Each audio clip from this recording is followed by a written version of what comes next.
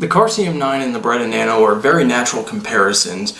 They're very much the same in a lot of ways, but they're very different in a lot of ways. But they very much equalize when it comes to comparing little features. One will have one thing better than the other, and we're going to go ahead and talk about that, and it's going to be up to you to decide. So first thing I want to talk about is the size and weight of both of these pistols. First thing, let's talk about the weight. The Kahr CM9 is coming in at just under a pound, like a fraction of an ounce under a pound, and this is coming in about an ounce and some change over a pound, and that's due to it using a chassis system versus, just metal parts in a polymer frame. So with that, I want to go ahead and discuss, the size. You have about 4 inches flat here, and 5.5 inches, a little under 5.5 inches lengthwise with a 3-inch barrel and 0.9 of an inch wide. With the Nano, you have 4.2 inches tall, a little under 4.2, and a little over 5.5 inches, long, and a little over 3 inches in barrel length. It's almost 3.1, but not quite, and it is also 0.9 of an inch wide. But this is a little blockier than the Kahr. So you got to keep that stuff into account. Now, as far as controls, it's pretty obvious right here that the Nano is pretty flat as far as, controls go. It doesn't really have much. The Kahr has your slide stop, which also doubles as the takedown pin, and you have a non-reversible magazine release right here. So that's pretty much it for the Kahr. It's very basic. The Nano has a reversible magazine release, which you can switch over quite easily, and it has no slide stop. Although funny, it kind of has this little indent like it was going to be in the mold at one point, but then they just decided not to put it there. And the takedown is right here. You need to use, a penny, a shell casing, or I've even used the feed lips on the magazine, and it goes pretty easy. I wouldn't consider it a tool when you're using the magazine. But that being said, those are your controls. Not really that much, but that can come back and affect you later. But let's go ahead and talk about the handling now. Now, handling the Kahr CM9 can be kind of a bugger at first because charging the gun is going to be very hard. It still is, even after a few hundred rounds. You do need a little bit of upper body strength to do it. So just keep that in mind. When you first get it, you're going to need to be very rough with this, and you can't, be very gentle. Don't expect to be very gentle with this. Reloads on this pistol with this very heavy magazine release. It's not very heavy, but it's heavy enough to where you need to push it in with a good amount of conviction to get the magazine to unseat from the catch. And even then, it doesn't want to fall out under its own weight unless you flick it out, and even then sometimes it doesn't do it. So you got to keep that in mind. This is something that is a very hands-on gun, so you need to be very ready to deal with this and be very hands-on with it.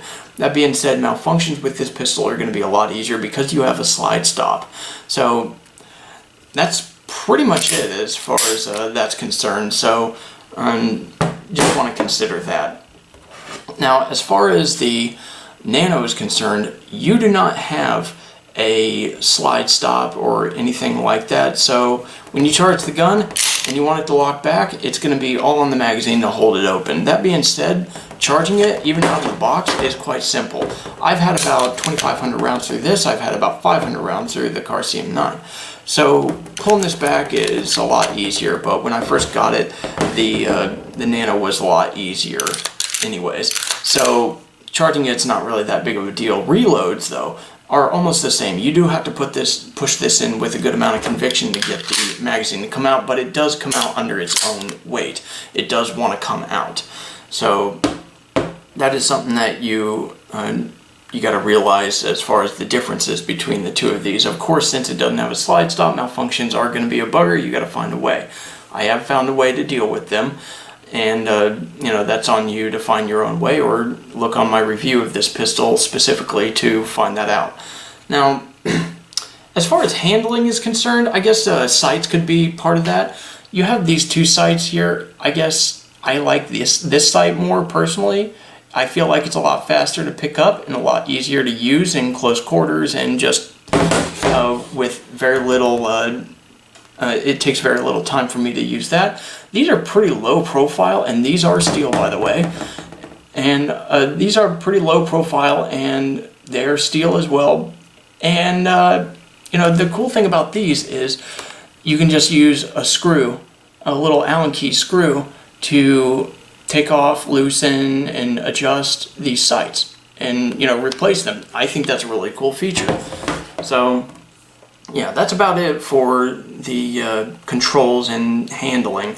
So let's go ahead and move on to triggers. This is going to be subjective. So first off, one is metal, one is polymer. Okay, it's pretty simple in that regard. So as far as trigger weight, this one comes in at about 6.5 pounds. This one comes in a little heavier right out of the box, but mine is sitting at about 5 pounds, and this one's sitting at about 6 pounds right now. This will lower, of course, but let's go ahead and look at the travel. So weight is going to be subjective to how much you use it. So here's the travel on this. It really isn't that much. I don't know what people complain about double action only triggers for, because the weight is, you know, more of a concern than the travel in my mind. But yeah, that's it for the Kahr. Not really that much. Now the Nano, I would say the Nano is actually less, because here it is for take up and then break, and then boop, and that's pretty much it. There's really not that much travel, and when you're trying to shoot fast, you should only be shooting as fast as you can hit accurately. You can still machine gun these things pretty fast and, you know, inaccurately, but, you know, why you'd want to, that's up to you to decide. But let's go ahead and get on to the next thing. So the recoil. Now, the recoil is going to be subjective to each person, but it is something that can be gauged by certain things, and that is spring weights and also the grips and stuff like that. So the springs on the Kahr are pretty tight, and it does control the recoil pretty well, but you still do get it trying to move around in your hand some, but this very aggressive grip keeps it from doing that. But inherently, it is going to leave impressions on your hand, and it can be painful if you're not very used to using guns, or guns that have aggressive texturing, or small guns in general. So it can be kind of punishing at first, but it does smooth out pretty quickly, actually. So you also oiling it properly will help it smooth out more. For the Nano, it's very smooth texturing, and right out of the box, this thing felt like it was recoiling less than the Walther PPS. So that right away is just really cool. See, you get one over the other. It's small and it's snappy at first, but then it starts controlling itself, or it's small but a little bit bigger, and it's, you know, less snappy and it controls itself a little better. You got to pick your poison there. So let's talk about the price and the overall value, I guess you could say. Well, the Kahr and the Nano come in at about the same price, about $400 or a little under.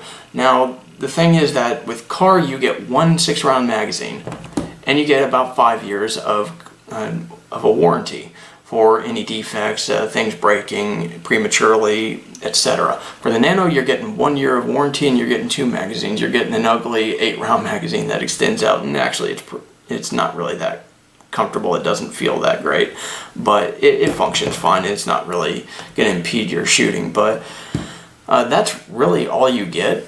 And you do get a clean kit with the Nano, so, you know, that's a little extra thing. You get a cardboard box with the Kahr, you get a plastic box with the Nano, and yeah, other than that, there's really not that much.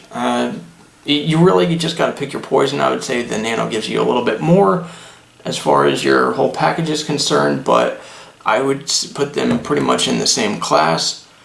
I don't really have a preference of one or the other, but that's really on you to decide. But thanks a lot for watching, and I hope this was helpful, and if you have any other questions, go ahead and leave them below. Thanks a lot.